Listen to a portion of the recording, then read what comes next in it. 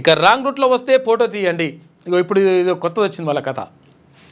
Road ప్రమాదాలకు కారణమవుతున్న wrong side డ్రైవింగ్ను control చేయడంపై traffic పోలీసులు స్పెషల్ ఫోకస్ పెట్టారు. రాంగ్ రూట్ డ్రైవింగ్ చేస్తున్న వారిని ఎవరైనా ఫోటో తీసి ట్రాఫిక్ పోలీసు వెబ్సైట్లో తర్వాత ఎక్స్లో పోస్ట్ చేయవచ్చని ప్రజలకు సూచించిందట. ఇప్పుడు అందరూ ఏమంటారు వాళ్ళని ట్రాఫిక్ పోలీసులు అయిపోతారు. ఇప్పుడు ఎవరైనా ట్రాఫిక్ పోలీసు లెక్క మనం ఫోటో తీయొచ్చు.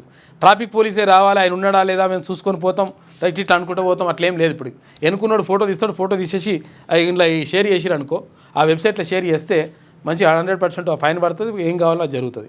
కాబట్టి రాంగ్ రూట్లో ఇష్టం వచ్చినట్టుగా మేము డ్రైవింగ్ చేస్తామంటే ఇది చాలా ప్రమాదాలకు దారితీస్తుంది. వాళ్ళకే ప్రమాదాలు కాదు, ఎవడన్నా ఇప్పుడు అట్లా వస్తుంటారు అనుకో, వాళ్ళు రైట్ అంటే కరెక్ట్గానే వస్తుంటే ఈ రాంగ్ రూట్లో వచ్చినప్పుడు వచ్చి కొట్టేస్తాడు. దీనివల్ల ప్రమాదాలు జరుగుతూ ఉన్నాయి. తర్వాత హెల్మెట్లు పెట్టుకోకపోవడం కానీ, సీట్ బెల్ట్ పెట్టుకోకపోవడం కానీ రకరకాలుగా ఉన్నాయి. కాబట్టి ఒకటి ప్రత్యేకంగా ఒక నిర్ణయం తీసుకుంది. మంచి నిర్ణయం ఒక రకంగా చెప్పాలంటే, మనకు మంచిగా అనిపించకుండొచ్చు కానీ బరాబర్ అటువంటి నిర్ణయాలు తీసుకోవాల్సిందే. ఎందుకంటే ఇష్టం వచ్చిన రాంగ్ రూట్ రావడం ద్వారా ఏమవుతుంది, కరెక్ట్ వచ్చినోడికి అడ్డం వస్తాడు, వీడు అడ్డం వచ్చేసి కొట్టేస్తాడు.